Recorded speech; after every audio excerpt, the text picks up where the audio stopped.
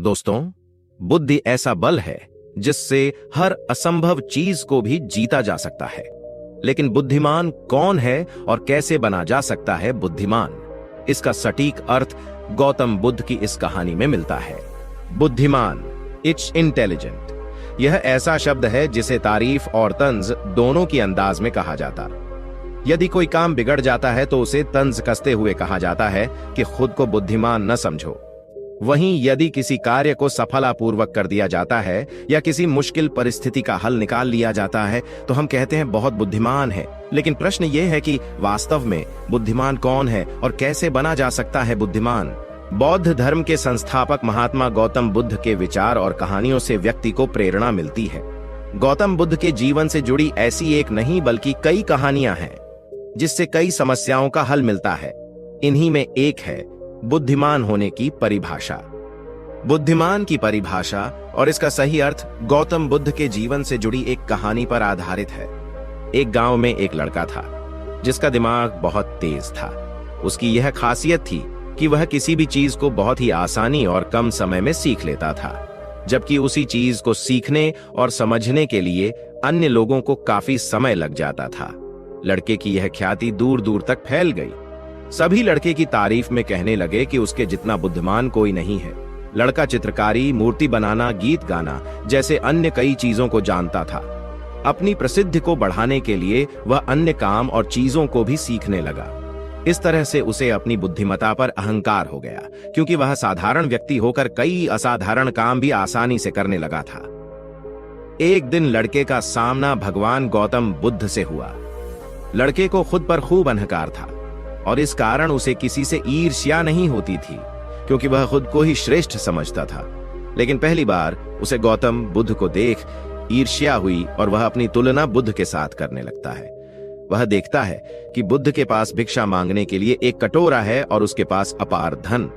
बुद्ध ने साधारण वस्त्र धारण किए थे और उसके वस्त्र कीमती थे। बुद्ध नंगे पैर थे और वह नंगे पांव, जमीन पर पैर भी नहीं रखता था। इस तरह से लड़का एक नहीं बल्कि कई चीजों से गौतम बुद्ध के साथ अपनी तुलना करने लगा। हर चीज से तुलना करने के बाद वह मन ही मन सोचता है कि आखिर मैं इस भिक्षु के साथ अपनी तुलना क्यों कर रहा हूं, जबकि इसका और मेरा जीवन बिल्कुल अलग है। वहां मौजूद सभी लोग गौतम बुद्ध का सम्मान कर रहे थे। लड़का सोचने लगा कि आखिर इनमें ऐसा क्या है जो मुझ में नहीं है, जिस कारण मेरे भीतर इनके प्रति ईर्ष्या पैदा हो गई।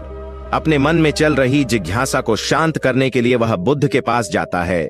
बुद्ध के पास जाकर वह कहता है, मैं इस गांव का सबसे बुद्धिमान व्यक्ति हूं और आप अपने आसपास जो भी देख रहे हैं मैं वह सब करना जानता हूं। मैं किसी भी कार्य को बहुत कम समय में सीख लेता हूं, इसलिए सभी लोग मेरा सम्मान करते हैं। लेकिन फिर भी आपको देख मेरे भीतर ईर्ष्या पैदा हो गई। इसलिए मैं जानना चाहता हूं कि आपकी उपलब्धि क्या है। सभी आपको इतना आदर सम्मान क्यों दे रहे हैं?